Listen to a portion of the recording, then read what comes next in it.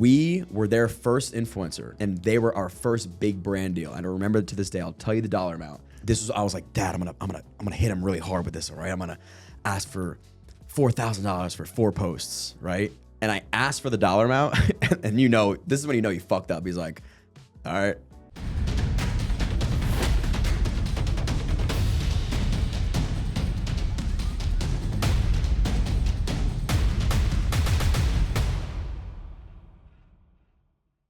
All right, welcome back to the Cash Flow Corner podcast. Today we have an awesome guest on board. We've been so excited to have him on. It's Johnny with Johnny Drinks. Welcome, brother. I appreciate it. Thanks for having me, man. So I want to get into a little bit of, there was a connection in the beginning where we were talking a little bit on social media, and there was something inspiring that really hit me when I started following you guys. God, had it been during the COVID days, basically, when you guys started really popping off on social media. And it was that father-son connection a little bit, because I obviously do the same thing. But what I want to do first is I really want to go into that backstory, because, as a kid who works with their dad every day, there's always a backstory about growing up with their dad, mom, all that stuff. Sure. So I want to know, your backstory, kind of what really got you to where you are now, the relationship and stuff with you and your dad and everything. Yeah. Again, thank you for having me on. I appreciate it. I grew up in Wayne, New Jersey. Yeah. So very sports-centric town, and grew up playing football and wrestling, and my dad was an athlete himself, so he always pushed us to do different things and was never overbearing. Wasn't those dads that made us do any one thing and force us into doing things we didn't want to do, but was supportive and made sure that if we were going to do something, we would try really hard and do the things that maybe other kids weren't doing. Parents were together, have 3 other siblings, so big family, big house. A lot of noise, a lot of yelling. I didn't realize that our tonality was so high or our volume was so high until I'd go to somebody else's house and be like, why are you guys so quiet? Just the way we kind of interacted, I think people thought we were always arguing. It's always funny. My cousin is from a family of one of the sibling, and anytime he'd come over, he'd be like, I can't do it. It's too loud. You know what I mean? You guys are arguing. So we got used to talking and having conversation in that sort of manner, which translated over really well for the camera because people like the authenticity of just a father and son being genuine. We're not really sugarcoating anything, and it doesn't mean that we're going to go on camera and be mean to each other. You know what I mean? But raw. Just how it is, man. Yeah. So, growing up was great. I think, and I talk about this a lot, a lot of father and sons or sons back to their fathers, I went through this 3-stage process of, idolizing my father and then demonizing my father, and then now back to humanizing my father. And what that means is you grow up, and hopefully if your dad's a great figure in your life, you see him as Superman, right? He can't do anything wrong. You're going to ask him every question you have, and you look up to him like he is this man that is literally abnormal, right? I thought he was the special, and he is. I won't take that from him. He's still a special guy, but I saw no flaws in him, which isn't always good. And then you grow up and you mature, and you're a type A guy and you want to be an alpha and you want to have your own things and be your own person.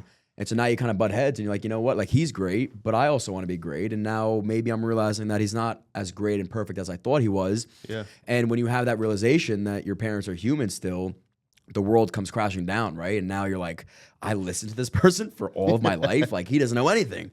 So now I'm walking around trying to poke holes in him. And then you take a step back and realize that your father, again, assuming that he is the father he should be in your life, is the only man in your life that's going to want what's best for you more than you want it for yourself. So you take that step back, and I think, maybe many tragedies have to happen for that to happen within you, is you're seeing your dad at a vulnerable state, whether he's crying for the first time or expressing how he really feels for the first time.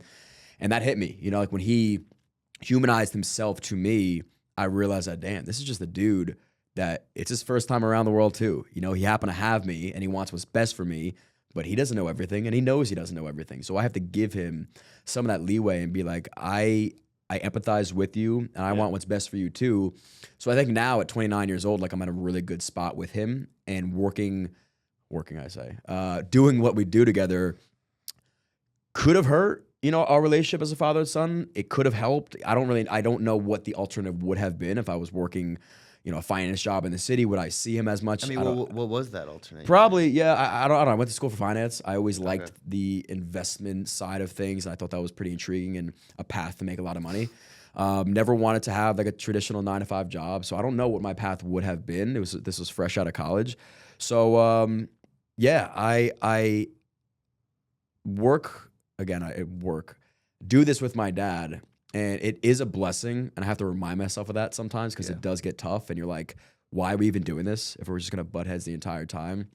But I think we're in a really good spot now where people say it all the time where, oh, I'm blessed to have these problems. But I truly do feel that now. When I have an argument and I'm getting really angry, he's getting angry at me, there is a little voice in my head and this sensation of peace and happiness. And I'm like, this is what my biggest problem is of the day, is that I'm yelling at my dad about not saying the right script or doing what I want him to do on camera. Like, what a beautiful thing that is. But I think it's that inner dad in them where they're just gonna kind of be like, let me take a little control. Let me just be, and us being like, is your dad tech savvy at all, or is it like social media is completely new? This whole cycle is just completely new to him. He would be like the same typical dude, like a selfie like this, and go like, hello, bro. You know what I mean? Like but I will say he was the dude in the 80s with the big VCR cam. Like he was, it's funny, like he was kind of meant for this. He was the OG vlogger. He was the OG vlogger, and he has a persona online. Like that, I cannot take away from him. But like you said, they like having a little control. I'll say blue, and he'll say red, just because. And I gotta appreciate and respect that now. I used to get so angry at it that I'll tell him to say one thing, and he'll go and say the opposite just because. That's kind of like the good banter, and I think that's, you don't want to lose that, you know. But I think that's so smart because, like, to this day, even with working with my dad, like, we got to a certain point. Like in the beginning, I'm like, I just gotta listen, right? Because I'm learning everything from him, right? And you have that complete opposite of what's going on because you're so well knowledge in the social media, right? Because we're in a different day and age than these guys are. They're just like, no, Dad, you got to listen to what I'm saying. I'm telling you. And for me, it was like the same way. It was like so long. And then I got to a spot where I felt like I outsmarted him a little bit. I was like, I think I know a little bit more. Yeah. And then it was just that going back and forth. And I was like, you just got to admit, I'm going to challenge you on everything. Why? Because I feel like I need to challenge you. You could challenge me back. But like, if you're going to be right, you're going to be right. But like for you, I thought for a second, I was like, oh, it'll be a little understanding, but it's probably so much tougher on your side because at the end of the day, like, you have to have so much control over it because at some point you said, hey, this is what I want to do. And that's what I know. Like, at what point in your life were you like, hey, this is what I want to do. I want to do this with my dad. Like, when did that start really with where I want to do this drinking thing? Yeah, it's a great question, man. So out of college or in college, I had an ed tech startup, so education technology. Yeah. And it was basically an academic marketplace for students to upload assignments or skills and then barter currency, as in like dollars, or their skill in return. So I was never good at writing. To this day, writing over a page like sickens me. But I was good at math, right? So imagine I would we had ChatGPT when we were in college. I can't imagine how a teacher even teaches anymore. Like how could, but anyway, so I would always be bartering my skill and be like, hey, do my writing assignment, I'll do your math. And it dawned on me, like, this is a process students are going through. Why is there not a technology that like just increases efficiency in that? Yeah. And so we did that. And it was going really well because of the TikTok. I was able to like just drive a ton of traffic, and we were like one of the top 100 apps on the App Store at one point. Oh, wow. But it was becoming an issue because we didn't have process in place to, I guess, combat scams and fraud and all that nonsense. So you think about a process or an app or any sort of platform like Uber, Airbnb, like these are marketplaces in a sense, right? Things can go very wrong if you don't have operations to make sure that they don't go wrong, right? You're allowing a stranger to stay in somebody else's house or drive you around. For us, it was like, all right, I'm allowing somebody to literally admit, hey, I want to cheat on this assignment, and I'm going to trust that you don't tell anybody. And when I pay you the dollar amount, you're going to go then and do my work, right? So that was not the intent. I didn't want to make a glorified cheating app. Yeah. But what ended up happening was these students were hopping on the app, and they weren't real students. They were dudes from Iraq, and they had these Iraqi rings on the same email thread, and they were scamming kids, and they were saying, I'll have you blackmailed and get you expelled from school if you don't Venmo me $1,000. And it was like, I had this 22-year-old kid, and I'm 24 at the time, and he's like crying to me in email. He's like, I don't know what to do, man. Please help me. And I felt so bad. Now I'm reaching out to the guy in the email, and there's really nothing I can do. And as soon as I solved that issue, thankfully, I was like, I'm done. I packed this shit up. I was like, I'm not signed up for this. I didn't intend on the malicious behavior really happening. I wanted to help. I was young. I wanted to help students do the same thing I was doing. So unfortunately, we had raised money, had to give some money back, or just express. I don't have any money left. Yeah, I don't want to say I gave because I didn't give any money back. For those that are out there that invested, like, where's my fucking money? I didn't give any. Those are hard conversations to have because these are guys that bet on you. You know what I mean? But this was like you and a couple buddies in college, or This just was straight, me. just straight you. Yeah, I had a girlfriend at the time that was like telling me I couldn't do it, and I was like, I'm stubborn. I'm gonna prove her wrong. And then it was going, and I swear that all was just from being stubborn. And I was like, I want to prove people wrong. But what happens is when you're not in a space that you just don't have passion for, like ed tech, it's gross. Dude, I hated education. I had to pitch schools to buy into our technology. I'm like, this is disgusting. Yeah. So once we were able to get out of that, sorry, let me backtrack. So when I was doing it, I had to reach out to influencers, right? At the time, it was like, pages like Banger Buddy or whatever that, you probably followed him. And I was like, yo, man, like how many, how could I get you to post about my app? He's like $1,000. I was like, what? I was like, wait a minute, you charge $1,000 so I post on your account? And he's like, yeah, I guess. I was like, sick. I'm not gonna pay you, but that's awesome. I was like, how much money are you making? This and that. And so we got to talking. Long story short, I realized that there was so much money to be made on the other side of things that as soon as I saw the page growing in follower count, I was like, that's it. I'm doing this. We have something going here, and I'm not gonna stop until I at least see the potential, right? If the potential is 100,000 followers and we kind of capped out and people weren't liking our stuff, I didn't have what it took. My dad didn't want to do it anymore, whatever. Yeah. At least I gave it a shot. But I remember quarantine hit, and that's when we started the page. Like we posted our first video February 2020. And I told my dad, I was like, look, let's give it a run. Like, let's see what we can do. I know you don't know anything about this, but like, just trust me. I think this is something special. What's the worst that's gonna happen? What's the worst that's gonna happen? Yeah. So within 6 months, we're monetizing this, right? Maybe it's a couple $100, it's free liquor. Doesn't matter at that point. I'm proving the concept to him, like there's a business to be made out of this thing. And I remember vividly, like it was 2021. The next year, he's like, all right, John, look, if you hit this number, this dollar amount in the year, I'll then take this serious. And I was like, now, is your dad retired at this point? at this point, no, he's still working. And in 2020, the mortgage space is great. So my dad was in mortgage finance for 30 years. It's going awesome. Then for COVID him. hits, and it's like, boom. Right. So now it's really, really good for him.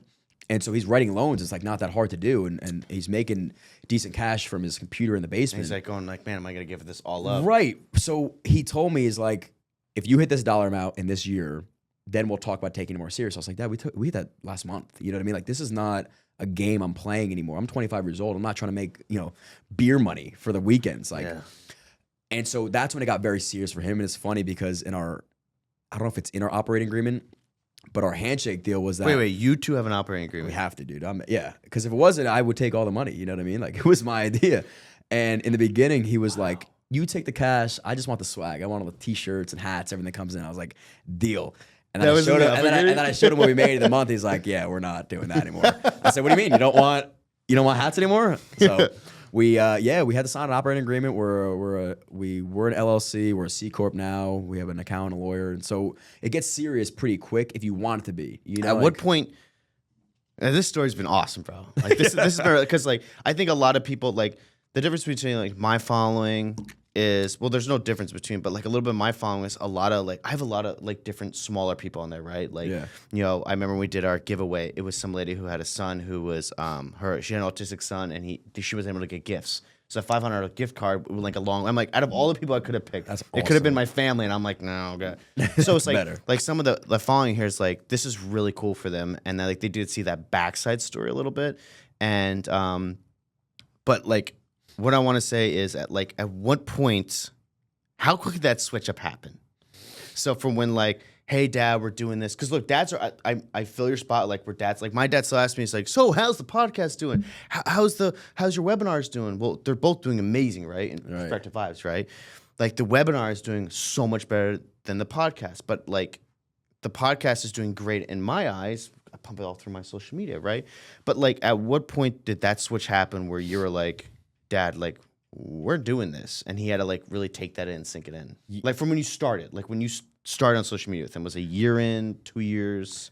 Yeah, so 6 months. We started February 2020, and I remember like the world opened back up late 2020, and we had a wedding, and we were down in Nashville, and again, this was like the first time we're out in public now, and we're walking down Broadway Street, and we have people coming up to us like asking for pictures and stopping us and saying, "I love your videos." And my dad and I are like, "What are you talking about? Like, what do you love?" And you know what I mean? Like, it was so foreign to us. And so when we got back from that trip, we were like, "Oh, this is serious." So before that, that's when I was taking like, you know, $100 here, $200 there, free bottle of whiskey, like whatever. Yeah. Not realizing that like there is so much money to be made, and even now the space is still the Wild West. We're calling our own shots. Like nobody knows what the actual standard is for pricing this stuff out because a view isn't a view. You know what I mean? The value really is in what you perceive it as. If you are the CEO of a company or the CMO of a company and you happen to love Johnny Drinks and you don't care how many views I get, 1,000 views from Johnny Drinks is worth more to you than 1,000,000 views to somebody else. Like you're paying that price, and it's a weird space to be in because it's kind of like selling cars. Like I'm gonna call my shot. If you like the price, you're gonna take it. If you don't, you're gonna negotiate, try to wiggle me down. So in the beginning, like we didn't know. When I would say $1,000, I remember I was so nervous. Olipop actually was our first, and we still work with them. Shout out to Olipop. We were their first influencer. And they were our first big brand deal. And I remember it to this day. I'll tell you the dollar amount because it's not like that anymore. I was like, Dad, I'm gonna hit him really hard with this one, right? I'm gonna ask for $4,000 for 4 posts, right? And he was like, all right. And I asked for the dollar amount, and you know, this is when you know you fucked up. He's like, all right. I was like, damn. I was like, so I took the deal and we ran that for like months on end. It was like $4,000 a month for 4 posts. And we loved it. Like we loved the fact that we were backed by a brand and it was so easy to work with them. And a great brand too. And like a great brand. Know. And so now we still work with them, you know, a little bit differently. My sister is running their social or helping run their social. She's like the face of the brand. So it's awesome. We obviously love the product. That's great that you had a family in it too. Yeah, well, we can get into that too. But yeah, that was one of our first big deals. And for me, I would always say, all right, so I'm 25 years old at this point. If I can make the same money that my friends are making out of college, post-college a couple of years, then I'll consider this real, right? 50 grand, 60 grand a year pocketing is kind of what my friends are making at the time, right? Entry-level and jobs. You live in Jersey, so like... Right. So I'm like, okay, cool. I can justify it like that. And we started hitting those numbers. I'm like, great. But I'm a big mindset guy, and you're like, if you're going to compare yourself to one thing and think that's it, then like that's what you're going to think, and that's what you're always going to expect. So once I started doing that, I said, you know what? There is more out there. And I started doing research on like what other influencers are making. And I'm like, holy shit, like there's so much more that I was capping myself at 60, 70 grand a year. Like there's no way. So now we started going. And I remember I had a producer, director, you know, videographer guy for my YouTube. And he was like, general rule of thumb, he's like, if 70% of the brands are saying yes to the number you're giving them, double it. I was like, all right. So I did. I took every brand deal that I had and I was like, hey, the number was this, but unfortunately this month it's going to be that. And a lot of brands said, hey, we can't do it. But some of the brands were like, yeah, that's cool. Keep moving. So now I did half the work for the same dollar amount / more money coming in. And we just realized the price and the value we were providing to these brands. And so, yeah, you just keep asking, right? Like you only keep going up and your price is justified based on the engagement and how well you can sell through products and all this good stuff. But like, and is there something in that, like, let's say you did it for the brand, right? And you were like, hey, we're paying you X, Y, and Z, and we need a performance of this. Like, so, and what does that typical performance look like? So let's say I reach out to them. I'm gonna say, hey, I want to do a sponsor with you. We're gonna put you in all of our industrial buildings. You're gonna to all our brand new clients and all that. Yeah. And great, we'll give you $1,000 a month, but this is what we need on our posts. Or this is like, how does that work? Like the actual branding side of that. So if you're the one to reach out to the brand, you already lost leverage, right? Like so, but that's expected. Like you have to accept that. You know what I mean? And that happens a lot.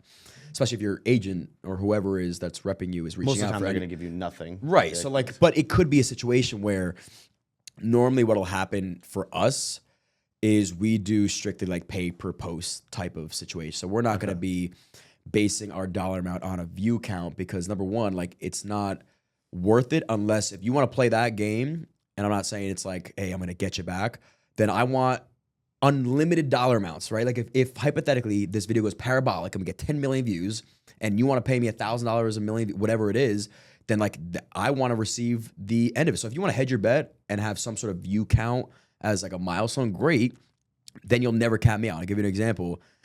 We had a candle company. Same thing. Like it was a candle, but then when you burnt it down, it was a whiskey glass. It was a cool company. I forgot the Ranger Station. I'll shout them out. And so they were like, look, your price is this. I think it was like, I don't know, like maybe 10 grand for a post at the time. It was a couple years ago.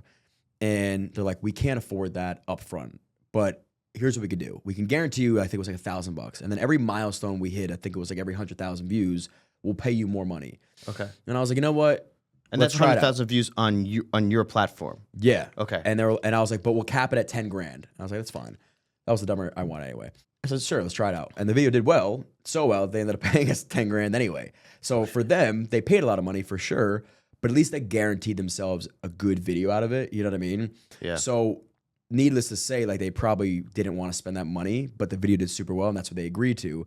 So a lot of brands, like if you're going to sign up for something like that, you see like these profit share agreements, you know, if I'm going to run an ad or you're going to run an ad with my content and you're going to make $500,000 off that one video, well, then we may be making more money than if we just ask for our straight up cash price, you know? Yeah, then they don't need to do ad placement or anything like that. They're basically using it as the ad placement to go like, hey, we're probably going to make $500,000 in product sales off of this. We're going to, you know, I would like you at least give them 80 or 100 grand for that post. Better. You know, so like we've also done deals where like we may not even post the content on our page, but because of our like brand likeness or whatever, you'll take that ad, run it on yours, and then we'll receive profit share, right? I'll say I want 50% of whatever net profit is, right? So I want to make sure you're making money off this. But you need to make sure you get the same return. But if this goes fucking to the moon, then I want to receive a return on it, you know? So flowing into that, I know you and your dad have your own product line, which is the you have some T-shirts, you have a bunch of other things, but you have your kit. Yeah. Tell me about the kit, how that started, and you know, was there somebody involved in that? Did you guys come up with that yourself? So you guys came up with that yourself? Yeah. So we our first video was my dad smoking a cocktail. It was in Manhattan, right? So that was kind of like the ethos of the brand, like this classy guy that just levels up and enhances his drinks. Well, he looks very classy on the internet. Thank you, man. I appreciate it. He's a classy dude. He showed me how to clean my shoes actually properly. He would never be wearing a matching set like this at an interview. He would have a collared shirt on, and you know. Oh, he'd be clean. He'd be like clean. he's ready to either go play a roll around of golf. Oh yeah. Or go to a Michelin star restaurant. That's exactly it, man. I gotta give him credit. Dude, we'll go out and I'm like in jeans, like a nice shirt. Like I know how to dress as well. Yeah. But I'll pull up. And he'll be in like a sports jacket. I'm like, you motherfucker, like, we gotta go in together now. He's like, you're making me look bad. You know what I mean? He's like, it's not my fault. You don't know how to dress. I'm like, damn. I'm like, you're right. You know. That's so funny. Anyway, so the smoking kit, we realized that like, hey, let's try something. And this wasn't the first thing. We first sold whiskey, and I'll get into that too because that's a pretty cool story. The whiskey smoking kit though, we realized like our audience probably expects us to sell something at a premium, like a premium dollar amount, but also a premium product. Yeah. So that's what we did. Price tag is a bit higher, but we know what we're providing is a good value. Good smoke kit. And we sell it as like a kind of like a novelty item. Like if you're a fan of us and you like what we do and you want to try to kind of like embody that in your own home bar, you grab one of these. We're not like forcing it down your throat. And we're actually onboarding a partner to really, really ramp up e-com, like on that side. Because that's a whole different business. You know what I mean? Whole different, bro. I couldn't even tell you how many of our tenants are just like wholesaling other people's products and all that stuff. And it so recently much money. changed a lot too. And just on a side story, we literally just signed a lease with a tenant in one of our buildings down the street. And this kid, how old is he? Is he like... He's like 19 years old. Yeah, he's like 19 years old. 19 or 20. And he does almost $1 million a year in selling shoes in one of our warehouses now. And the funny part is like it's still happening. Like people thought 5 years ago, like, oh, it's over, the game has changed, like it's saturated. People are still making millions of dollars a year. Think about the watch industry just on the internet. Right. Just on the internet. Because people don't know the value of it. They have no clue. No clue. And they don't realize how young people are doing it. Like just the fact that like you and I could sit here and talk about certain things, right? Because I'm 29 years old too. And like even I have an entire Las Vegas team that takes care of all of our 90-day business transformation courses and all that for our Pascal zone. And they literally like, Spencer, do a real estate one. And I was like, no, I'm not ready to do that. Like, I don't want to give the secret sauce out. And then the father-son thing. And they're like, I'm telling you, it's going to work if you do it. And I was like, I don't know. Like, I don't want to do that. And like, literally sitting here and like understanding that side of it, we're like, it's so hard to sit here and be like, here's how you do this. Here's how you do that. But like, as you get deeper into your story, it wasn't like, it's not that easy. Not even like there's so much stuff that went into it, and it was like a spark of you going like, all right, I'm gonna try it, and if it works, it works. If it doesn't, it doesn't work, and it like was better than your expectation. Yeah, I'm a big like, what's the worst that happens guy, you know, and like genuinely, what is the worst? If the worst is you ruin your brand reputation and like this could all come crashing down, Yeah. then like maybe don't do that. But if the worst is we try to sell something and we kind of embarrass ourselves online because it didn't sell or it flopped, like okay, go for it, you know, and also realize that you're gonna learn as you go and you'll never know enough, so you might as well try now. So the first thing we did outside of brand deals was Gallo Wines. So Gallo Wines, Oh yeah. they bought Dave Finney's whiskey. It was Burning Chair whiskey, Burning Okay. Chair bourbon. So he had a whole line of Savage and Cook, it was called, and they bought him out. And Savage and Cook got bought out for like $100 million, like a big time buyout. But we were using the bottle. We didn't know what it was. It was a black glass bourbon. It was awesome. And posted a video, got like 5 million views. And the son of David reached out to me and was like, he's like 14 years old. He's like, hey, I just want you to know, like, you used my dad's bourbon in the video. Like, he was really happy. And I thought it was like a mom and pop shop that like made whiskey in their basement. You know what I mean? I had no clue. And I was like, oh, tell your dad. I said, thanks. And he's like, no, my dad wants to talk to you on the phone. And I was like, oh, okay, what's your dad's name? And I researched him and I was like, oh my God, like, this is crazy. And so he called me and he was like, hey, man, I love what you and your dad are doing. Like, I'd love to see what we can do together. And again, like, this was in its infancy, what we were doing, like 6 months in. And I pitched him on. I was like, hey, why don't we have a line with you guys? You know what I mean? I had no clue what that would even look like. And I was like, you can pay us per bottle. And he's like, we actually have like 5 barrels left of a blend that is unlabeled right now. We'll slap your label on it. Wow. You know, we'll send you a tasting kit. You guys can actually create the ratio of what goes into this stuff and how much goes into it. You could taste it. And then once you approve it, we'll make it yours. And I was like, that's pretty cool. Wow. And they guaranteed us a dollar amount, right? They were like $5 a bottle. I don't know if this is oversharing, but whatever. I didn't sign a contract. And Dave's an awesome dude. So he's like, yeah, $5 a bottle. Sure. He's like, he had no clue, like with this internet guy. And we ended up ripping through this stuff. We sold like 5 barrels, which whiskey could be anywhere from 150 bottles, like 280 bottles a barrel, depending on like the angel share. Yeah. So we were ripping like 1,200 bottles in. We ripped through it, and I reached out to the lady, and I was like, "Oh, hey, like we sold this much, and I know we're owed like $5 a bottle. Like, you know, where's my money?" type of thing. And they pretty much were like, "We did not expect you to do that. Like, we had no clue you would sell through this stuff that fast. Like, holy shit, Dave wants to get on a call with you." Dave's like, "Look, I told you I would do something. I'm going to honor that dollar amount. We can't keep doing this, right? We can't keep paying you that dollar amount, but why don't you come out to Napa Valley and meet us and we'll figure something out." So he did honor it. He paid us out what we were owed, which is phenomenal. Flew out to Napa. We did a bunch of different things. He also owns Prisoner Wine. I don't know if you ever owned, yeah. So he's a big deal guy. Okay. So he gave us a whole tour of the winery. It was phenomenal, awesome dude. A whole distillery of the bourbon. And didn't end up doing anything with him that time. Who knows what happens in the future? But Yeah. it was like our first experience of like, damn, we have a lot of selling power on our end, and we better make sure that any deal we do moving forward, we have the leverage on our side. How many bottles did you sell, you think? I want to say like 1,200 was the. I remember. And what did they think you were going to sell? Maybe I have no, dude. I don't know, but we would go on live, bro, on TikTok and be like, all right, I'd have my like little whiteboard. And I'm like, all right, if you buy a bottle, I'm gonna write your name. And we also had a really good connect. So we were making money on both ends, right? So we were making money from Dave, but we were also making money from the third party website that was selling this stuff. So they'd say we'd sell you, we'll give you an additional whatever, 10, 15 bucks. So I knew how much money we were making every bottle that was sold. And we'd hold up a little whiteboard. It's all right, guys, here's the bottle. If you guys want to buy it, hit that link and go buy a bottle. Oh shit, John Smith, you bought a bottle. Great, thanks so much, man. Yeah.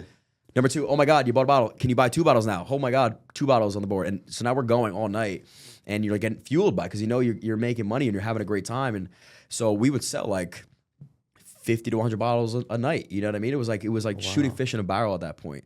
And then that was fun while it lasted. Then we just couldn't do it anymore. But realized again, if we're gonna put our name on something, we want it to be ours. Like, we don't want to help, because the value we were providing to Dave was and the website was like so much more than the dollar amounts we were making. Yeah. Because now I can't tell you how many times people would go into the liquor store, buy a regular bottle of Burning Chair, and be like, "Oh my God, Johnny drinks his bourbon." And we're like, it's not That's ours. not- Like, thanks for yeah. buying it, but we're not making money off that bottle. So you're not doing that anymore. We did 2 other drops. The one was a $300 bottle. This was so I got to ask, like, what's like the highest like high we've ever received from this? Yeah. And it was this night. So we did a really, really exclusive launch. So I mentioned Angel Share before. Yeah. And so for those that don't know, like when a whiskey or whatever sits in a barrel, it ages, and over time, Angel Share is what evaporates out of the barrel. So the longer it sits, the more better. evaporation. Yeah. But then the better, and the more pure, and the more valuable that liquid is. So a 9-year bourbon yielded us 140 bottles, whereas like a 4-year, 2 or 4-year could yield you 280 bottles. Like that's how much. But that's what's gonna have the bigger evaporates. price point because it's gonna be better. It's gonna be smoother. It's gonna be better. Yeah. Right. So now it's taking on the flavors of the wood and whatever. I'm not a big bourbon guy, but which is pretty ironic. So we sell this whole kit. It has a ring attached to it. Has some glasses. It was $300. Oh wait, the bottle was part of that package you guys did. Yeah. Yeah. So it was we only had 140 to sell, and we prepped this big launch coming up for like a 1-day live session. And I remember like you always get cold feet whenever you do something pretty crazy and pretty extreme, like if you're gonna go talk or sell something. And I remember saying to myself, I was like, you know what? If we sell a couple bottles, I'll be okay. Like that, you know, you start like limiting what actually happened. You want to set your expectations right. You know, I didn't want to get too excited. So I'm like, all right, we're gonna set up. Maybe we sell a couple bottles here and there, and we see where it goes, and we can keep selling this stuff. And we get on live, and I shit you not, we had a queue of a couple thousand people trying to buy this stuff. And I'm like, and we had a text message system going out, and we crashed the website. We didn't know what to do, but we sold out. You know, we ended up like the next day having like trickle and tell people they I guess like they were owed their bottle because they were in the queue. Yeah. Yeah. Yeah. And yeah, it was like over that weekend that we sold out. But like in that couple hours, we ripped through it. And I remember like sitting there after the fact, and I couldn't sleep. And I'm like, this is insane. Like the dollar amount is irrelevant, what we made in the night. It was more about like my dad and I set out to do something pretty extreme, and people were so bought in on it that it worked. Like we did it. Yeah. You know what I mean? Like It's that feeling of like, shit, bro. We did it. We actually did it. So that was a really cool story. And then the third time, we did it with a local distillery in Jersey. We sold like 8 barrels of the stuff. It was the Johnny Drinks bourbon, and it was good. Worked out really well. Unfortunately, the distillery was a bit smaller, so like the price tag was really high in this stuff. And if we were gonna go Was for it like a a bourbon volume or play, whiskey? it was a bourbon. Yeah, it I was could Johnny take this Drinks. out, but who was it? Sourland. Yeah. Oh no, slack. They were great. Oh, okay, they were because awesome. we did our own too. It was cool to do it yourself. I'll give you that. Yeah. Like me and my dad started so many years ago, but it was like you said, it was fun to do that process with your dad. And but I mean, I just kept it. I could get like 20 bottles out of it, and we shared it with a bunch of people. So Yeah. Well, I mean, again, I don't know much about whiskey, but I do know like the corn forward whiskeys. Like so, Okay. the mash bill is gonna be like corn, rye, and barley. yeah, So it's very corn heavy, like basil or like ours. It's Yeah. gonna be a little bit sweeter Okay. and a little more palatable for those that don't like bourbon, right? So so you guys thought of everything. I mean, you have to, right? So we ended up working out with Sourland, but again, they were a little bit smaller, so like bottles were really expensive, and making this stuff. So like now we're selling this stuff for like $65 in the store, and we should be selling it for like 35, 40. So once we sold out, we realized that like it's just the space we didn't want to be in anymore. And also, we talked about opportunity cost before. You look at the money you made here, you're not looking at the money you could have made here. So we ended up with our agency. They're like, oh, hey, so-and-so Bourbon wants to work with you. And it was like 6 months after, and like for a big deal. And last minute, they're like, oh, no, like, we can't do it because they have their own. And we're like, no, like it was it's not ours. It's sold out. Like, we don't.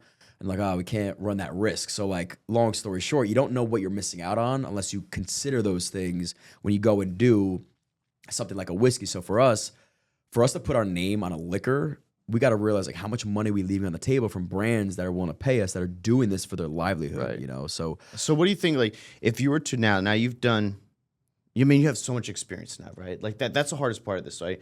Getting into business, understanding, and a business that's like completely new, right? yeah. And you're going like, I'm going to learn everything down the road. If I said, hey, I have a liquor company, what would you do completely different now? Like if you had to do this one more time, you knew everything you've known now, what is the really spot on point of doing this correctly? You ever hear of Penelope Bourbon? Yeah. Jersey guys. So they do, I forget his last name. So we had met with him. awesome guy. Like down to earth. You would never know he's worth what he's worth with the $101 million buyout that you have from there. Awesome dude. And the advice he gave us was like, you got to be pressing flesh. Like you got to be at the door and guarantee, because everybody now has a liquor brand. Yeah. So what I would do is I would guarantee the liquor store, hey, look, you take in 6 cases, I'll be there every weekend selling it. I will make sure you sell out these first 6 cases. I'll do it myself. I'll do samples. I'll make sure I stay there until every bottle is sold. And once they're sold, then you reorder, you buy a bigger amount. But you have to be there trying to sample out this product to other people. You got to prove it. Yeah, I would hone in on even in the spot you're in now, you still would have to do that? 100%, dude. Because think about it, like you can only buy so much online. I would still want to be in the stores. You know what I mean? Like maybe not for hours on end, because I do think there is this thing about like scarcity. You know what I mean? Like if you're there popping in, or like you want to have the aura of like, oh, you just missed them. Like he was just here type of thing. So like you don't want to be everywhere, because then it's like, all right, you kind of lose your flash, which is a bit weird. And my dad and I kind of go back and forth on that point. Because he's a big, like, I want to be in your face selling to you. I was just going to say, what do you think your dad's point is on that? He's the opposite. But I'm like, Dad, you got to realize, like, and this is kind of weird to think about, but like people don't see you as a human. Like they see you as this character online. You got to keep that figure. You know what I mean? You can't be everywhere, because then they're going to start humanizing you. So that, like, one of my questions to you was like, how do you guys, right? And I'm only asking both of you because you get to see the different spots of your dad, and but for you, where this is a completely new to both through, how do you change that? Like, is there a different spot of you guys, especially you on a camera, than like out in public? Is it like, do you feel like you have to put something on when you're on the camera, or do you feel like you get to kind of like, let's say you're doing a podcast now, right? Like you get to be you right now, right? Yeah. But it's like, hey, we're shooting now. We're gonna go make a drink upstairs. It's like, okay, boom, now I'm into my mode. Like, how is that difference on the camera to like real day? I mean, so making content is one thing, like being on camera is another one. So like I always say, if you're gonna have every word you say with a purpose on camera, because you only got 30 seconds, 36 seconds on a TikTok or whatever it is. So every line you say should be purposeful. It shouldn't just be like, oh, I'm gonna randomly say something. So if you're gonna say, wow, that's amazing, you up it a little bit and be like, wow, that's amazing. Because it's an act. Like you are acting in a sense, but I think your character versus who you are, the disparity should be like this much. So I would never want somebody to meet me in person and be like, who the fuck is that guy? Completely different than he is on camera. That's a weirdo, dude. Like he's so cool on camera. Yeah. And so my dad, being 60, he wouldn't know how to do that if he tried. You know what I mean? Like try to be something he's not, which is a good thing. Like I would never want, I think everybody that meets us loves the fact that like they are meeting who they thought they were going to meet. And I'm telling you, you don't get that a lot. Like you meet people and I'm like, you suck, dude. I don't want to hang out with you for more than 10 minutes, you know? So yeah, I would make sure that you realize the camera sucks 30% of your energy out. So you got to ramp it up by that much. So even a podcast, like if you're gonna be talking, you know, using more volume, more enthusiasm, you know, you got to care more, because if you don't care, nobody else is going to care. 100% agree. So I would say like when you're scripting things out and you're getting your shots, everything you say is with a purpose. So I have a buddy who's named Dylan out in Las Vegas. He runs a massive company, does a big podcast. So all the big guys on. I was like, I need your help, bro. He's like, all right, I'll help you. It was way more money than I thought it was going to be. He started hiring people in the U.S. No way what happens there. So he's like, he sends me a script. He's like, do these ads for Meta. And I was like, I'm like, bro, I don't feel natural. I feel like I'm like reading in the camera, like, yeah, so this is why you need to be. And I feel good. So one day I'm sitting down in my house and I'm laying on my couch. I'm getting ready. Like I literally got married this weekend. Nice. And thank you. So like I'm sitting on my couch packing. So I pull out my phone and I sit on my couch. I'm like, I'm sitting on my couch right now, but I can sit on my couch right now because of financial freedom. And here's the couple things I did. You see that suitcase behind me? I'm able to travel because these are the things I did. I posted that and we had like 300 signups overnight. Wow. Like for the webinar. And meanwhile, we run ads for 3 weeks. We had 10, 15 people. And so I call him and I'm like, dude, I think I figured it out. People don't want this scripted.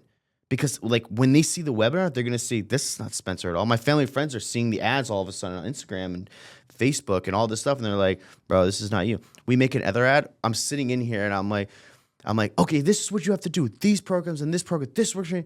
That gets to the 150 signups. And I'm like, wait, wild. I think I'm figuring out the algorithm here. It's like, so one night him and I sit down, I say, let's read all the comments. Let's find random ads on the internet. Let's read all the comments of everything people hate about it. Yeah.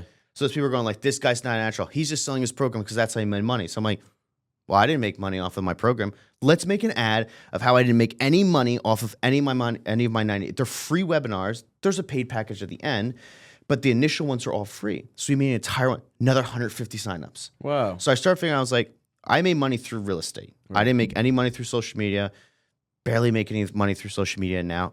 I'd love to do that someday, but like that hasn't gotten me to where I am. So I don't want to put all focus into it. But I started figuring out like when you're so natural on camera and like what you're saying, you and your dad are just like, hey, you get it. Cause like sometimes you got to put a little oomph in there, right? That it's so natural and raw that like that's what's gathering people. And then when I could display to them like, yeah, this is me. Like y'all see the helicopters, the planes and all the fancy stuff on the internet. Like, yeah, that's me. I'm just showing you like with really hard work and all that you can get to that level. Yeah. It's a little uncomfortable. But I feel like, you know, if you're not faking it, it's like we're getting so much of a better response than we're sitting here putting all this BS out there. And I think like you're lining up exactly like with it. But like for like, you probably know this person, Lance Stewart. Yeah. So years and years ago. He's from South Jersey, right? Yeah. I used to know Lance a little bit. And I'm a pilot. And so I was like going to take him and his past girlfriend or whatever out flying and all that. We had this whole thing set up and like the whole thing just fell apart. And like I've tried to reach out to this day. I'm like, hey, dude, we're supposed to do this. Like, let's reconnect. But like I think you start to take social media and disconnect yourself. Like, I'm too good. I'm not going to message you back. Yeah, it's crazy. I'm too good. I was invited to go on a podcast, and I've been on a couple podcasts, and they've been awesome. I haven't had a bad podcast experience yet. And I went on a podcast. I was getting ready to go on the podcast. I had to go to Las Vegas for it. I was going to F1 out there. And the guy said to me, he's like, all right, Spencer, you're all set. He's really, really big, about 10 million followers on Instagram, has had every single person, like Conspiracy Theories, Grant Cardone, all those people on it. And I was like, oh, this is going to put me on. This is what I need to get to the next level. I know exactly who it is. So I'm getting ready to go. He sends me an invoice for $10,000. Yeah, I know. So that kid's yeah. Okay, so, and I go, hey, bud, like, I didn't message him. Like you said, like, okay, you message people, get ready, expect to, but I will pay to go on a podcast at a certain point if I'm asking you. You ask me to go on your podcast and you send me invoice for $10,000, $7,500 up front, and I go like, hey, like, you wanted me. I don't need it that. I'm going to be down there for F1 with my family, so I'm going to step away from my family to go and do this for you for an opportunity for myself. And he's buys like, his views too. Oh, really? Yeah. So I sit down, I was like, oh, well, I'm just not going to do it then. I'm good. And he's like, oh, no, that must have been a mistake. I said, look, I'm about to fly all the way from Vegas from Jersey. Like, I'm not going to play that game with you. Yeah. And he was like, no, you're good. It's actually how I met Dylan, who's fantastic, awesome, down-to-heart dude.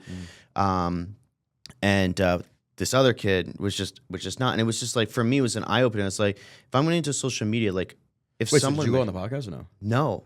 I'm not going to give someone 10 fucking grand. What? No, when you called him out, what did he say? He said, oh, it must have been a mess up in that. And I said, fine. Like, what was the mess up? That I should have never gotten an invoice. He said his team sent the invoice to me. So you weren't gonna pay? No. So I said, well, you messaged me, and you randomly found me. You messaged me. I never knew who you were until you messaged me. And so I said, like, I'm not gonna pay you. I'm not in a spot where I'm ready to grow. Like, I'm not making anything for social media where I'm like, it worth the balance. And if I'm making 10 grand a month from it, I'm surely not going to waste that. I know what it's like to make $7.50 an hour at a job. I used to throw bags on an airplane for American Airlines before I did. So I know what it's like to do that. I know what it's like to be at my level too. And I'm not just going to blow it on that. And he was like, okay, we'll sort it all out. So I was like, hey, I'm going to Vegas that time. If you want me on it, that's fine. I'm taking away family time to go and do this. He's like, oh, you're in. And I was like, send me all the confirmation that we're in. Never heard back, never heard any of this. And I was like, oh, okay. Yeah, kid's a scumbag. There's always been something up with him, like prior to this stuff, and it's always felt weird. Like the fact that he's able to get he cranks content out. Like I don't know what he's doing. Some big guys on there. Dude, I don't get it. I don't know who's behind it. I don't know if he's from. I have no clue. But something happened similar to my buddy, who was like chiropractor or PT. Same shit. They reached out. He he has no followers. Like, why would he ever be on this podcast? Yeah. And they try to smack him with an invoice. And it's like, I've seen. So if you look at like his page, and if you catch like a recent upload, it'll have like 3 views on it. And then you look at it like a month, it has like whatever it has. But doesn't that cost so much money to do that? Not as much money as you think. And it's just like bullshit views. You know what I mean? Like it's not that hard to buy views. They're not real views. They're not valuable views. But okay, so then let's flow right into that for a second, because you know all about real content. Yeah. Like, so you're getting started to social media, and you're getting to stuff where it's like it's really big now for people to buy views, or it's really big that like I had this guy reach out to me before internationally. It's like, I can help you grow, Spencer. I could be this. I can get all that. And I was like, look, dude, I 100% what you're getting, and I go, you want like $200 or $300 a month, but like for me, I've heard that the algorithm on Instagram and Facebook, you actually get messed up by doing that. Like they ended up like putting you in a separate section, then all that, and then you go through my followers, and it's just like international people with like nothing. And I said, I don't really want to do that.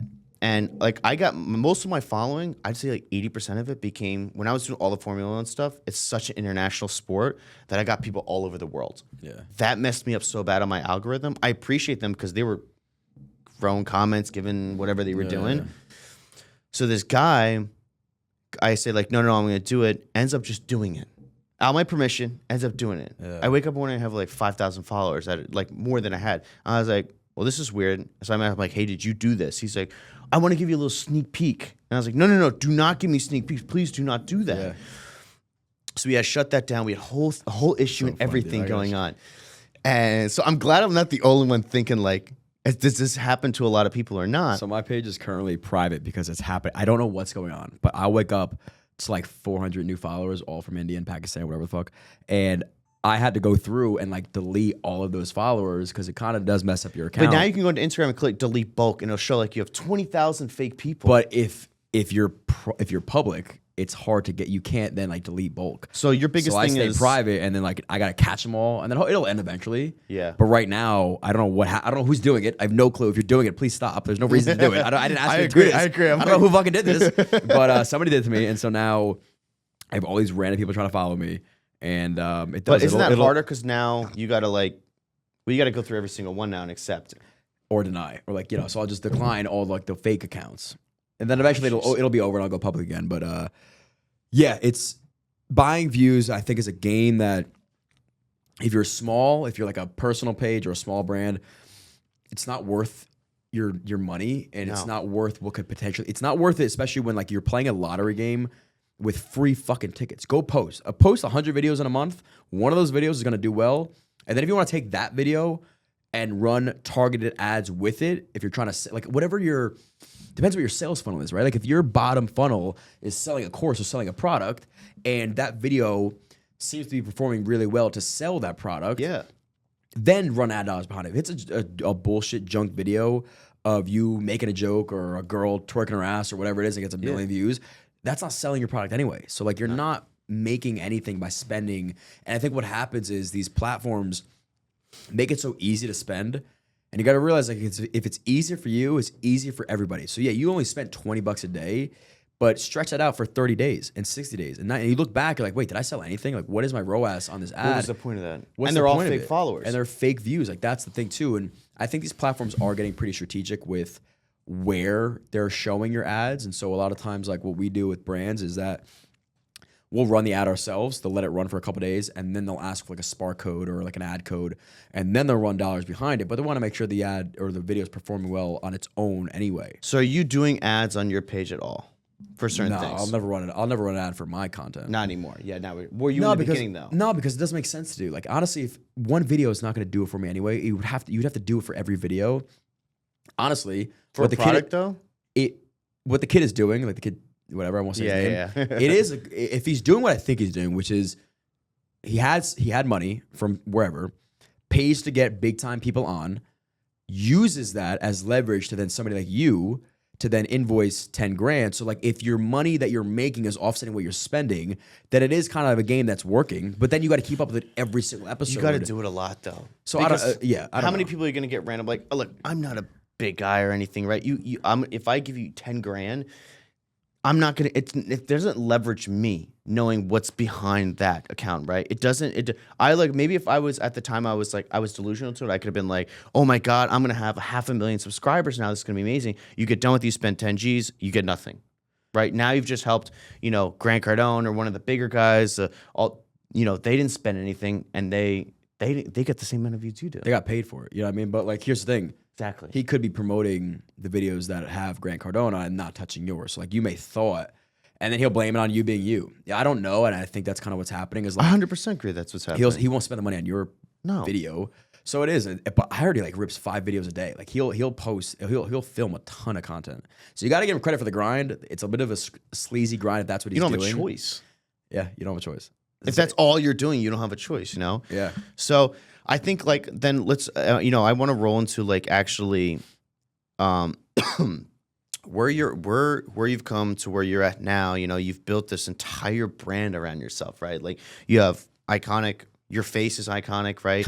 And like I only say that because when I got started into this business, I dealt with the same thing you and your dad with, which was that pushback on everything. And I used to say like my dad had no logo, no website, no nothing, right? And I was like, if I'm going to build a brand, this is my brand, right? Everyone will know this, right? They'll know the name. They'll still get to know the name because it's part of this, right?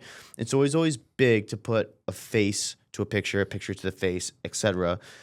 But for me, it's so hard to push that, right? I'm pushing my brand. You know, one of the viral videos I had was me being in Formula One, or not being in it, but being there, and then a pace car went past me, and I was on the track right there, and that blew up.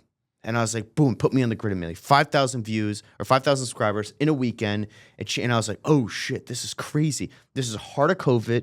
The only thing to watch was F1 and that hacky sack. What was that hacky sack again? But yeah, that was the only 2 things on TV. And I'm like, okay, this is good, right? Then once things changed, it became so much harder to get to that next level.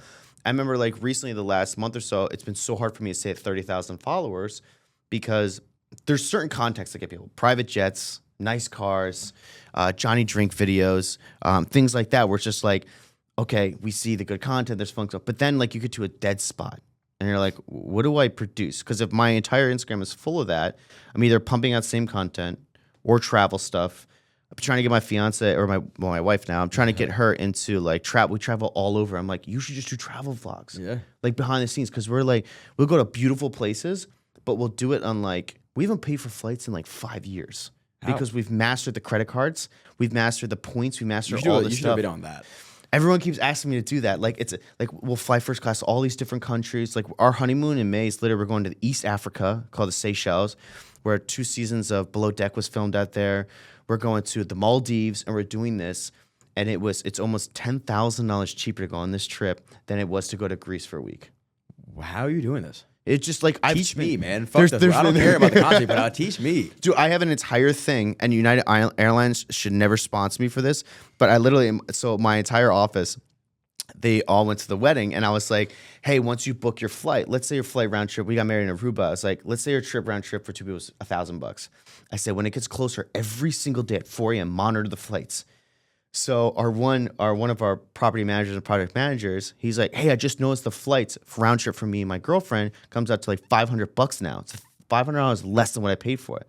I said, okay, here's the trick. Call United, tell United. United's one of the only airlines where you can price match difference on what you paid for what the flight is now. You can't do it with any other airline. Actually, you might be able to do a Spirit. I don't know. Hold on. Same flight, but it's half. So let's say Delta doesn't do it, American doesn't do it. I fly United, so don't worry about them. Okay, I want to hear the United. So here it is. You and are you engaged? No. Okay, you and your girlfriend. No. So you and your girlfriend, you take a flight, let's say to Greece. Let's say you fly first class. Flights are $10,000. You book it. Let's say a couple days later, you go on. You're like, shit, it's $5,000. Is that how much it changes? So the reason I canceled my Greece trip, it was $20,000 round trip. And I hadn't booked the flights yet. I looked the other day, it was $10,000. And I'm like, man, the fluctuation's crazy. So we ended up doing this whole trip. Same flight. What first the fuck? So let's say you paid $10,000. All of a sudden you see, I watch them on Google Flights. I see the I get the emails of the fluctuation. Let's say they go to $5,000. You call United, if you booked with United, and say, hey, flights are $5,000 now. I'd like to get that refunded. They go, okay, no problem. Wait, time out. United can match back. United can match back what you spent on that.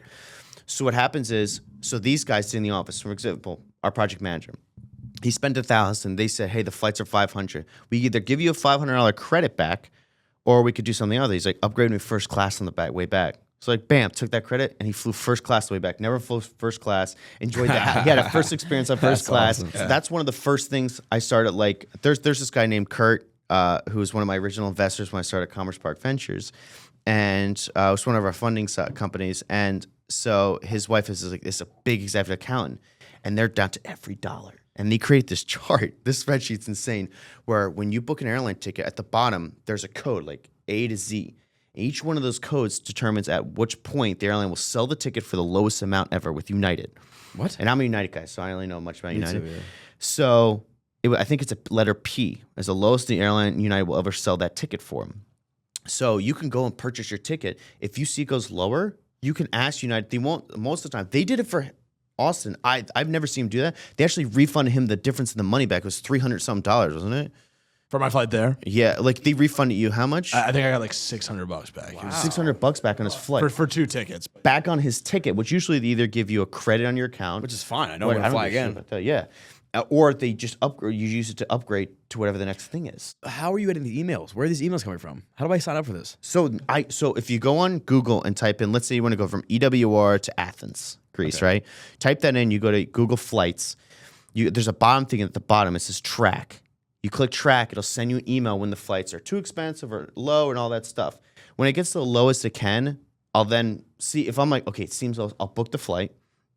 Then I'll wait and I keep getting the emails all the way up until the day of the flight. It just keeps saying to you. When I'm like, yeah, I spent like 10 grand this. I see it's like at 8 or 6 grand. I'll call them immediately. So you'll buy it immediately, and then you'll kind of I'll wait a little bit. I mean, I used to be like somewhere I was like, I buy a flight almost a year out because I have so much anxiety. Like almost all my travels for next year are already done. Like See, I'm the opposite. I'll book a flight tomorrow. For tomorrow. Yeah, see, that gives you so much anxiety. Yeah, I'm an idiot. Like I book one ways. Like I went Really? to I went to LA to visit. You ever hear of Chef Kuso? Yeah. He's my good friend, and so I reached out. He's in LA right now, dude. He has this Airbnb. I don't want to tell you how much money he's spending, but he's out there for like 6 months because it's cold over here. And I flew out. I took a one way on Tuesday. And I was like, yeah, I guess I'll stay however long I need to. And then on Friday, I saw the flight was like pretty cheap on Saturday. I was like, I'm out here, and then I left. But like I'd never even thought about what the difference would have been if I like checked it as it was going. It's Google, and everyone like makes it so complicated. And then there's things where like between like if you have an Amex Platinum, the 2 best credit cards if you're Jersey based, right, and you have some dough, Amex Platinum card and United Black card. So not an Amex Black card. Amex Black card's a waste of money because you have to spend a certain amount every year to have it. The benefits aren't. The people who own it will tell you the benefits are amazing, but it's just a flex card. There's no point. You have to spend certain amount of money a year. The card's about $10,000 a year versus $800 a year for the platinum card. Should have slapped on a black card, and that's kind of cool. Yeah, you could slap down, and you get the little bracelet with it and everything. Yeah, you whip could your pay cock out everything. while you're doing it, dude. Yeah. Like, who cares? You know what I mean? Like, it's ridiculous. So, but the Amex Platinum card, you get a thing called the lounge. It's a lounge thing. You can get into mostly any airline you want. It's lounge, except for the United Lounge. So you get the Amex, you get the United Black card, which is only $500 a year. What? You can get into all the United lounges then. So So you have both between cards. those, yeah, you can get to any lounge in the world. So let me ask you: when you're buying flights, what do you use on which card? So it depends. So if mostly all my hotel travel I do through Amex because I get a protection through that. My rental cards are all protected through Amex because it has an insurance policy with it. Okay, interesting. So if you total a car, Amex pays for it 100% as long as you purchase it through your Amex card, like the rental car. Wow, you know, Dude, I could tell you so much you know about who it. would love this is my dad, because my dad tells me this, and it's like this, and I'm like, I don't give a fuck. dude. So I don't my care. wife does none of the travel. You do it all. Like I'll let her give a little bit of it, but like I'm so anal about it because I know so many things. Because I used to sling bags on American Airlines. That's what I used to do. So everything like I used to. So when I got a little bit of money, I was like, I still gotta be cheap with it. Still gotta be cheap with it. And so I'm able to go to these places that are insane and not pay these crazy, ridiculous prices. Wow. And so like for years and years, that's all I would be able to travel. So like I remember when I got the United Black card, and I told my fiance, I was like, sign up for at the cheap United card. It's like $99 a year. I said, but I'm going to recommend you because it's going to give me almost 100,000 miles, and it's going to give you 50,000. So what you're going to do is you're going to book the flight there. I'll use the rest of the miles to book home, right? So let's say you have to pay $200 out of pocket. Like you're not paying thousands out of pocket. Wild, man. But now let's say like I go to Charlottesville a lot because my mom's out there. So I'll fly to Charlottesville. I'll book economy, but because of my status with it, I get free first class. And Wait, why? because my status is so much high, and no one books first class there because it's such a short flight. That's a waste of money. So I book economy. I automatically get premium economy for free because of the card, What card is this? The United Black card? United Black card. I gotta apply right It's now. one of the and the We may best have to thing. pause this podcast The so I best forget. thing people I don't forget. understand is that you have to get like the basic card and then you reapply. There's so many. All right, I need you to fill out a spreadsheet and I'll and give you a walk whole me spreadsheet. through this, man, please. We'll do a whole night. We'll go have some drinks. I'll stay I with will your make dad. I'll cocktails, throw him the but whole thing. I need this. There's like this. The travel industry has changed completely about how I do everything. Like I tell people, I was like, yeah, I'm going on this wild trip for my honeymoon, and her and I go to like crazy places every year. And it's only because we have the ability, and we're staying in the St. Regis in Maldives, which is overwater bungalow. It's better than the Ritz and Four Seasons. Private chauffeurs all the way through. We're staying in the Four Seasons in Seychelles, and like we're not paying what people think. That's wild, man. Yeah, and what I'll do is I'll save all my, and the thing is, I still get Centurion Lounge, which is part of the Amex Black Card. I get that for free in my normal Platinum card, because you only have to spend a certain amount a year, and you get it. I'm gonna apply for an Amex Platinum right now. Yeah, it's so many people have it, but the benefits are so good to it. I book all my flights on it. If it's not a Star Alliance member with United, so if it's Star Alliance with United, I book with them. I give them my miles to that. But those are the only 2 credit cards I own. Wow. Yeah. Well, you just put us on game. I'm This everyone video, in by this the way, is audience. sponsored by American Express. If you guys didn't know, we're gonna plug them really quick. But after everything I learned today, it's going to be a pretty big budget, Just so you all know, this is sponsored by American Express. So, but yeah, I'll get with you guys. I'll show you everything. I would I'll show you love everything that, we did serious, that. bro, because I don't do shit. The spreadsheets I do that are like I do them like on a piece of paper. Ain't no fancy. I ain't an Excel guy. I mean, I Wow. take out a little piece of yellow pad paper. I'm like, okay, we're going here, there. This flight's this much. This flight's that much. With this credit, we'll get that. With this credit, now you get to a spot where like, if you have a light year of spending on it, you're gonna pay some. You're gonna pay some, but you ain't gonna pay No, dude. what the average guy's paying. Yeah. So, yeah, I'll give it to you guys. I'll show you some. That'd I'll be give you some great, good man. I'd shows. love that. All right, so I wanted to the couple last things is what is the future? Like what do you guys think, right? So you built this entire brand. You start off where you were. You built this brand. You brought Dad on board. Dad obviously drank the Kool-Aid, Yes. and so Dad's making the Kool-Aid sometimes too, by the way. Don't get it twisted. He is the one that's pushing at like 9 o'clock at night, like, you want to film? I'm like, no. that's dude, I'm good. fucking going That to means he bed, drank the dude. Kool-Aid hard. That's what I'm saying. And Yeah, I get that now because I'll get email from my dad at 4 a.m. He's like, "Hey, we just got this promo. What do you think? We should do get Austin. We could do a really cool video with him." I'm like, I will. It's funny, man. Like I will say, and there's no denying this. As a whole, that generation just works harder than us. Like I'm not saying there's individuals. There's people that bust their ass, but that generation just knows one thing, and it's work hard. them And so 60s, man. They don't care. They'll do 10-hour. And my dad's used to working 8, 10, 12-hour days. So when we film for an hour, he's like, "What do we do now?" I'm like, Your dad's done though. He's I'm gonna go to retired. bed. Yeah, so we retired and put him on a salary a couple years ago, and we run everything through the business. So That's awesome, dude. I Yeah. mean, that must be a really good feeling for you. it is, man. It's weird because like there was always a guilt associated with it. Like I shouldn't be making this money. Like it should be his anyway. And then when we finally took it head on, and it was a time where like mortgages wasn't a great space anyway. It wasn't like he was leaving a tremendous amount of money. If mortgages was like it was back in 2020, he probably would still be writing loans. But for right now, even the big dudes are like struggling. Everybody's buying shit in cash. Like nobody is taking out mortgages anymore. Yeah. So it wasn't like he left a great spot. It's a tough industry right now. So it was a no-brainer for him to be like, let's take this thing full on. And he deserves the money. You know what I mean? Yeah. Deserves the role and whatever he's doing.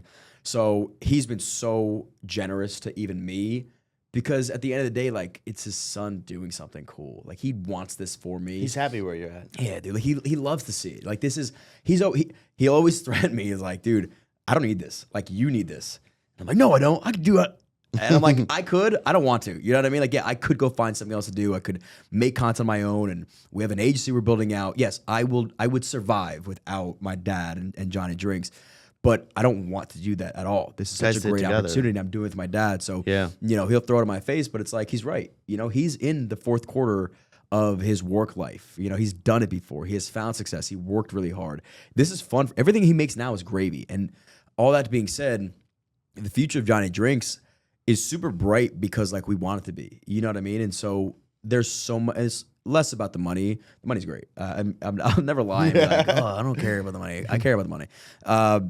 The money's great, but there's so much money to be made out there, and there's so much more impact we can have as like the father and son, and we're filling voids in people's lives that maybe don't have fathers, or maybe they lost their son, or they don't know how to speak to their son, or whatever it may be. 100%. And Yeah. so a lot of things going on right now. We have a big e-commerce build out that we're going to roll out pretty soon. And we have shows we're getting pitched for and, more about the father and son stuff. But really for me is I want to hammer down on the process of making content. Okay. And just make more content. Like I am not at the place where I want to be yet as far as like, again, we talked about it before. We haven't hit our ceiling. You know what I mean? I haven't felt this place of like people are over us anymore. It's like the opposite. no. Like we're hitting our strides right now, and the space itself is still at its infancy. You know what I mean? Like there's no regulation on a standardized price for what's going on. The big guys aren't even in this industry yet, right? Advertising guys are still are paying for commercials. So when that money starts to hit, and this year is a little bit different with like the recession and anytime there's uncertainty, the first thing that's getting cut from a budget is going to be spend on marketing. So especially us, you know what I mean? Something that's like not guaranteed, but you ride those waves. Even a bad quarter for what we're doing isn't bad comparatively. So like you got to know how to manage these things, and like you should always have, I say for like especially if you're going to be brand deal heavy, like that's where you make most of your money. Have a year out of campaigns that maybe you're not taking your top dollar, but at least you have money coming in every single month. That offset / you're making money based on your expenses, whether that's rent or production or editing, like whatever those numbers are, have some sort of base floor, because you don't want to be in a situation where you made hundreds of thousands of dollars one month and you spend all this money and the next month you have nothing coming in. And I can't tell you how many creators will make so much money and then won't make anything. Or creators that have all these views and all these followers and make no money doing it. And you think your dad, I mean, the great thing about your dad knowing this industry is he's been through recessions. He understands the recessions. He understands like, hey son, like hold on to this. Let's do this. Let's do that. Right. Like, and just like my dad understands the same as your dad does, not much of a difference fields, borrowing money, finding money, helping people get money, doing all that, is that like we've gone through like 29 years of like everything seems fine. We were young when 09 and 08 hit and everything. And this is kind of, we had our first recession in our age, and it was medical, right? No control. Now you're going through a recession where people are like, what's happening in this economy? Do we keep pushing this? What's going on with exportation? What's going on with all this stuff? If we're building a product together, where do we build that product? Obviously we got to build in the US now. Right, exactly. So there's so many things going with that, but I think I would say almost your role model has so much experience in that, like, in that time of age of where like, hey, let's cool down here, let's do that, and we're all like, let's go, and I think it's good to have that a little bit. It is, and it'll create like this. Fear is the wrong word, right? But it will. You'll because again, it's funny. We're going through it right now, right? Like as a whole, the country is seeing a bit of a correction. It's not a full-blown recession right now. Yeah. If it turns into one, I'm not going to be the one to say yes or no. I don't know where it'll go. I think it's extremely emotionally based, like a lot of things are, and America gets very scared when things are happening, and they like to sell, and now it's like, oh my God, panic because of whoever's in office, and it's like, you want to blame the guy that's been, whatever. Yeah. I'm not going to get into that. So again, it could blow over and people just got irrational for a short period of time, or it could turn into what we're kind of due for. Regardless, my dad, for example, if he's like, look, we have to take every opportunity we can get right now. If it's for half or 3/4 of what we're used to taking as far as a brand deal, he's like, take it. And I'm like, no, like I don't want to, because there's two frames of mind, and I'm sure your dad would share the same thought process as my dad. Is like, it's that much money more than $0 right now. Like take the bird in the hand. But for me, it's like the patience game is kind of key, because you don't want to devalue yourself for a short period of time, because you'll never be able to climb back. If you're used to paying me 100%, bro. I'll use random numbers. You normally pay me $100 a post, and it's a tough time. I know it's a tough time for you. You know it's a tough time for me. You say, hey, John, I got $50. I'm like, I'll take it. You will never pay me $100 again. I don't care how great you are as a guy. If you tell me, I guarantee I'm going to pay it. Next month comes by, you say, we got a little more money. Here's $60, and maybe 65 now. To get you back to where you were paying me and what you're used to paying, harder. It's almost impossible. So like you got to know, but you also have to know like when it is time to say, hey, everybody across the board is not making, or they cannot spend the same amount of money, and you're making TikToks. So like, yeah, you probably should take the bird in the hand once in a while versus always waiting for the big payday. Yeah, I think that, I would say almost exactly. It comes down to like when we pay per square foot, like when things were so expensive to buy a building, and then everyone's like, oh, that changed, bro. And I'm like, I've been telling people since that's day one. At some point, this is going to change, right? And all the people that were paying top dollar for space, and now that's starting to come up, and you're going like, look, I think we should just take what we got right now because it's going to be different. I mean, we have buildings for lease that we've had for lease since COVID kind of cleaned itself up a little bit. I'm like, let's just get what we can. And my dad's like, no. Yeah. No. Like, we're going to get, it's a good building. I'm telling you, it's a good building.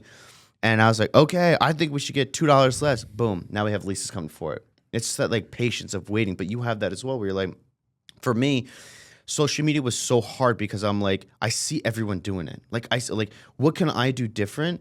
And like my biggest question is like, if you're getting started into social media, right? Like, one, you got to pitch what you're doing, right? Like, if you go in there and post 1,000 pictures of something stupid, like, expect to get a stupid response, right? But if it's something different, right? Like, you guys did something completely different in the industry, and then you threw in a father-son thing into that, which was completely different in the industry either. Because I've met plenty of people that are like, I can't work with my son, or I can't work with my dad. He's a pain in the ass. I will never do it again. And I look at that, I go like, I feel bad. Like, I love working with my dad, right? And I would love working with my mom if I worked for my mom. I'm that family guy that has that. You have that family bond in you as well. Yeah. And my brother and sister don't work in my dad's business. They're doing their own thing, and that's fine. And if I had an opportunity, I would totally have them in it and everything. So for me, like, let's say, like, let's use me for example, right? At a spot I'm at, 30,000 subscribers. I want to get to that next level. Like, I'm figuring out the algorithm a little bit. Everyone likes that behind the scenes of real estate. And it's not buy a duplex. It's not all that stuff you see everywhere. It's like, you want to buy an industrial building, I'm going to show you how to buy one. And I'm going to show you how to source one. It's going to be really hard. It's not overnight money. But long term, you have a great asset. You'll have it forever. You'll be able to pass it down to your kids. You'll be able to make money off of that.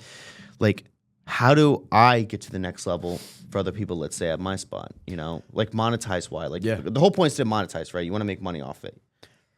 So first off, you're not starting at zero, right? So if you were starting at zero, this would be a different conversation. So you have a framework, right? I would go in and I would look at every piece of content you've made. And for you, identifying what your end goal is, right? Like, what would be a successful Instagram page and video? And I'm assuming for you, there is a end purchase that somebody is buying, whether it's a consultation with you or signing up for something, like whatever that looks like, identifying what that end goal is for the content you're making.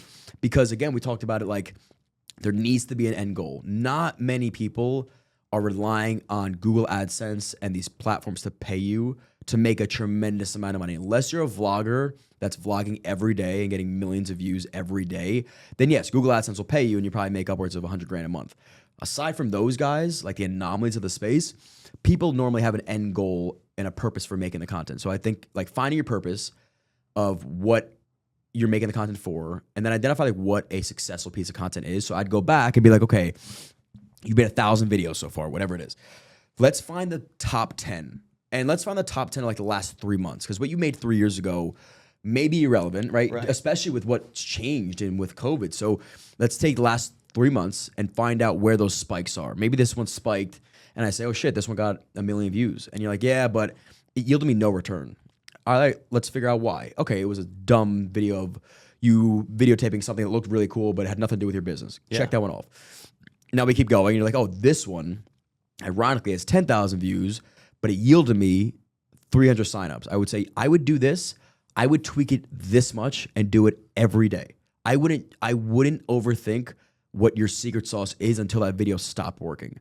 Okay. So take that process and post as much as you possibly can. If that's posting 5 times a day, do it. If it's posting once a week, maybe you're in a space and not for you, a space that takes a lot of time to produce and edit, then post once a week. Like, I don't ever want you to sacrifice quality by posting a lot. I think a lot of times people hear the message, just post, and like, all right, do it. I'm gonna fucking post this dumb video. And like, see, look, I got no views. Well, it's still shitty. Like, the platform's not gonna reward you because, hey, John, you posted 1,000 times, and you know what? Now I'm gonna give you this cookie. It's not how it works. The reason why I think creators and these platforms encourage you to post more is that you should be learning as you post, right? So now I learned how to combine quality with quantity. I'm not just throwing shit out the wall and hope it sticks. I'm like, okay, I can't learn on the sidelines. I have to learn what my audience likes. So after the last 1,000 videos, here's what performs best in the intro. Here's 5 seconds in. Here's 10 seconds in. Here's the story I'm trying to tell. And here's the end product. Let's follow that almost every single time with then some videos trying something new and keep it simple and keep things moving. Whatever I can do to produce as much content as possible at a high quality, I'm gonna go and do that. And again, like identifying your goals and what each of those videos yield you, and then don't overthink it. Just fucking make content. And just keep going in that direction. Just keep pumping. Yeah, and don't spend money. I think that's the biggest thing too, especially for you. Like you have an established presence online. Don't be now jumping the gun and hiring producers and editors and buying the new crazy cameras. Like that stuff doesn't matter if you don't have a core story and presence to yourself that people are going to buy. You could shoot a fucking webinar on an iPhone 5, and if you're putting out great content that's valuable for people, they're going to watch it, they're going to pay for it. Yeah. It's the same shit with us. I used to try to like buy the newest cameras and up my editing, and what happened was you lost that authenticity to the video, and it didn't serve us, right? Like it didn't crash and tank our content, but it wasn't adding the value that I thought it was going to add. That's so crazy because like literally, like I said, those couple of ads I created, it was on my iPhone on a couch alone in my own hand. Exactly. And then we're sitting here like mic up, nice camera there, and doing all this, and I was like, I'm not getting anything. Because you guys started with iPhone probably, right? Yeah. I would say like earn your camera. You know what I mean? Like if you want to buy a camera, then tell yourself, all right, I'm going to buy a camera when I get 10,000 followers or whatever that may be. And rewards throughout the way. I think like what you're doing right now, so you had hyper success with one video, and this is where my dad and I do, he'll be like, you don't know everything, and look, that dumb video that you thought wouldn't do well, did well. All right, that was an anomaly video. Like I can't now just take, because that was an anomaly and it took little time, doesn't mean that now I'm going to stop taking my time and caring about the videos and then it's going to do well. Right. Again, that video could have done well for something we didn't even expect. You know, I had no clue why. But trying something new, like a higher quality ad read, you never know. Maybe you thought 300 signups was a lot, but it's not a lot compared to 1,000. So you don't really know where you land. So I would keep I keep like our base content, like 90% of it the same that we know works. And then every so often we'll try something new, like maybe we get somebody else involved, or maybe we're both in frame at one time, or maybe the intro is me waking up or doing some dumb shit. If that ends up working, we know we added a pillar into our content scheme. But you're not going to find that out if you just keep doing the same thing over and over and over again. Ah, that's awesome. Yeah. All right. Well, that's it. That's the Cashflow Corner podcast. We could be on here for another 2 hours going through stuff. We got to do a travel one then. I'm in. We got to get Pops, do a little travel one. love that, but actually, you know, we want to do on the side. We don't want to let everyone know the secrets. No, that's our secret. There's only a couple of people that know the secrets. So again, we have Johnny with Johnny Drinks. Thank you so much for being on board. Thank you so much for being here and giving us the secrets. No, I appreciate you, dude. Seriously. Awesome. Thanks, guys.